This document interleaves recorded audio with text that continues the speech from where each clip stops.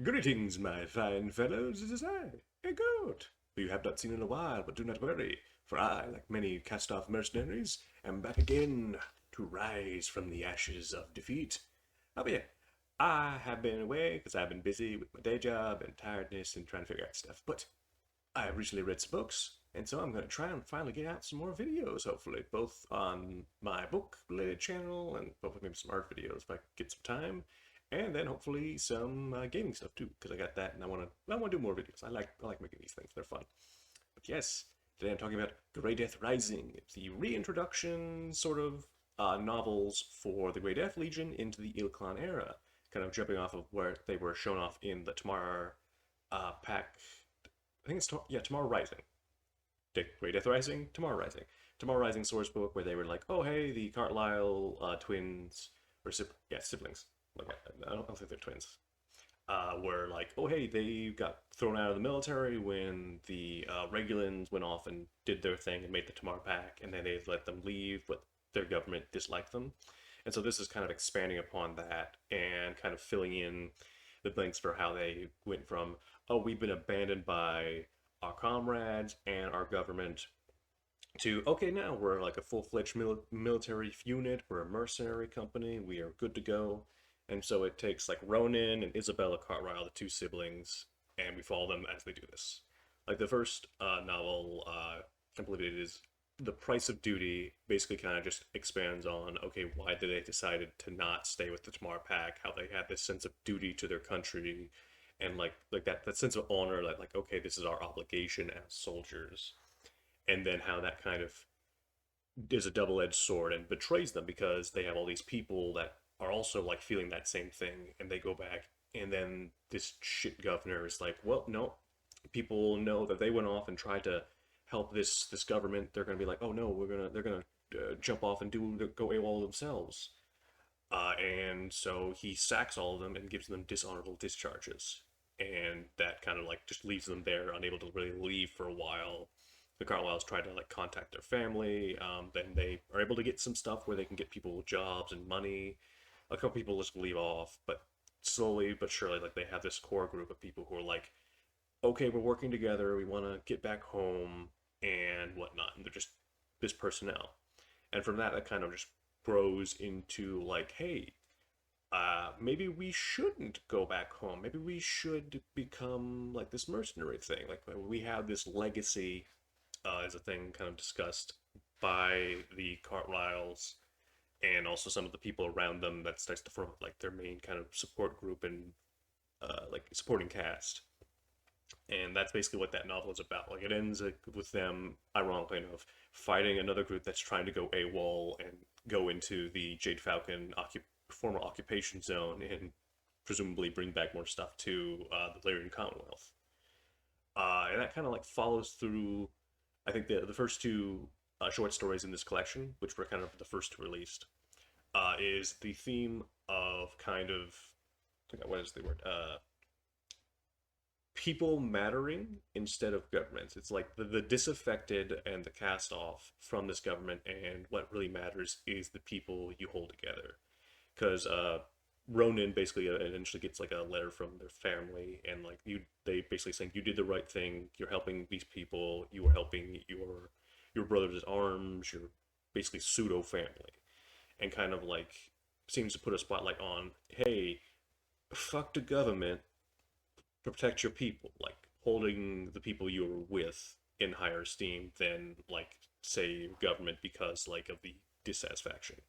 And that kind of follows in with the second story, where it's like Isabella dealing with this island of basically anarchists who are like, oh hey, we don't like the government that formed up on our world. We are just kind of chilling out. We don't really care. We have like former clan citizens and regular people who are just kind of like, we're vibing. We don't care to integrate with the mainland government, and so like they're just doing this. Also, I forgot to mention they are working for the Smart Pack. Ah, it's what happens when you don't make these videos in a while. But yeah, so basically, this Isabella's dealing with that, and it's kind of like a Cold War standoff. Like no one really wants to fight except for like so people who are like maybe they're gonna try and maybe do preemptive strikes, and so it's just a lot of de-escalation and then re-escalating when some guy who's like a hardline Lyrian person who's like, "What?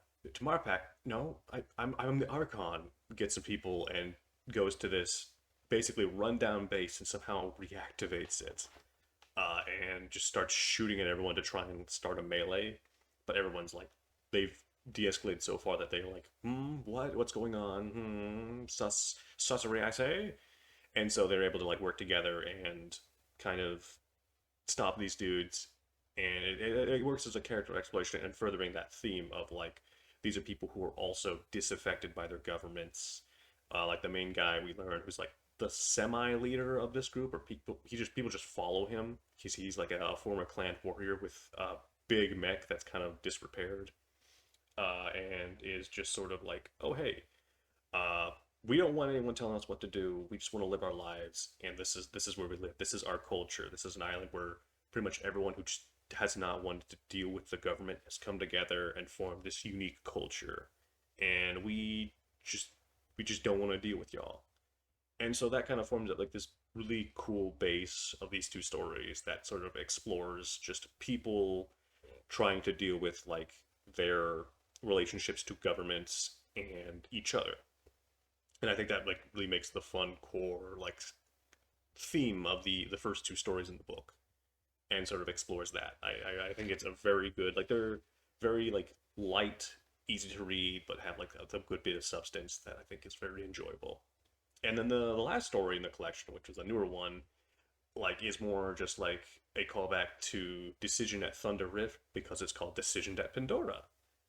And so this one is basically more, I think, calling back to literally that story and a sense of legacy. This story, I think, is deliberately about a legacy and the legacy of the Grey Death Legion because literally Ronan gets Grayson Carlisle's a marauder that his family had kept in storage for so long and just sent that out to him while he's working out for the Tamar Pack again and trying to deal with this one world where there's like this governor who's like secretly planning a coup d'etat with the Malthus Confederation, which is this group of like kind of crime lords in the former Jade Falcon occupation zone. That's kind of like a minor thing that kind of pops up here and there in all the sort of novels when they need like an antagonist, or like just if you want a third party that's not the clans, a different faction or whatever from this little section that's more deliberately antagonistic. Boom, you got your bad guy. And so they have a former we have a coup d'etat happens where like, oh no, the Grey Death Legion's trying to take over the planet. They're probably being paid by someone else, by this governor, and then basically they assassinate a bunch of the Tamar Pack's people, but some of them survive, and then eventually they link up with the Legion, and they kind of work together. Like they have early like troubles because like they were out in the field trying to get their skills together and kind of form up a cohesive identity as like a unit, like internally. Because that was what Grayson's thing was like we're not really a unit, we're more just a distaffed group of people, and we need to form up to become the Grey Death Legion. So it's like that kind of like this is the novel that cements them becoming that versus the other two where it was building them into becoming like a mercenary group. Uh, and yeah, it's another really good story. Like it's very simple, kind of like story about legacy and coming into your own, having these group of people like truly fully go into it. I think that's the intention of what this story is trying to go for. Is like this is them. They're fully the Great Death Legion, and they're ready to just leave the cradle that is kind of the hinterlands. Because at the end of the story, they're like, maybe we shouldn't just work for the Tamar Pack. We need to kind of diversify our portfolio and find some new hires. And so, like, they can just go out and explore the greater galaxy of the Inner Sphere and, like, just do whatever. So I think that's, like, the intention thematically for what this story is trying to kind of go for. And sort of, I mean, it's obvious, like, that's kind of the point of the book. It's a reintroduction of the Great Death Legion into the modern era. And I was like, oh, hey, they're back again. They're ready to kick some ass, and you got some really fun like supporting cast. You got the two principal Carlisles with Isabella and Ronan, who kind of play off each other really well. Like Ronan's the kind of like I didn't want to be a leader, but like I'm gonna do it. I'm gonna protect my people. Isabella's more the mech warrior. Who's got a little bit of brashness, but like it's kind of growing into that leadership position. and everything, and they're just kind of like growing as people and kind of playing off each other as like siblings. It works really well. And so, like, I really recommend it if you want to see what the Great Death Legion are doing. You want just a good set of not like short stories to read. I got this physically. I had the ebooks for the first two um, short stories, but I fully reread the first one, and then the second one I read physically when I got the Great Death Rising paperback, which very nice paperback, really awesome covers. As you can see, it's right next to me, and it is like, oh, taste it good artwork. Uh, yeah, I highly recommend this collection of novels or novellas or whatever you call a short story, because sometimes it's a short story, sometimes it's a novella. I don't really know the specifics, even though I literally have taken writing classes. I don't know what the specifics are, but yeah, just really good, fun little story, fun like exploration of character, of people, and like a good kind of like, oh hey, if we want to see what sort of cultures come up from the hinterlands and what groups come from there. I think that's a good thing if you want to like just see a couple macro things, especially with that second story where it's that island of anarchists of different cultures that just came together. I think that's probably like my favorite of the three stories in here. Just because like Isabella like plays off really well with the leader slash person people follow of that like place, and just good characterization, and as always Jason Swetcher's like balance of writing really works with character stuff as well as like kind of action. It's a good like mix and match. Nothing feels too heavy or too light.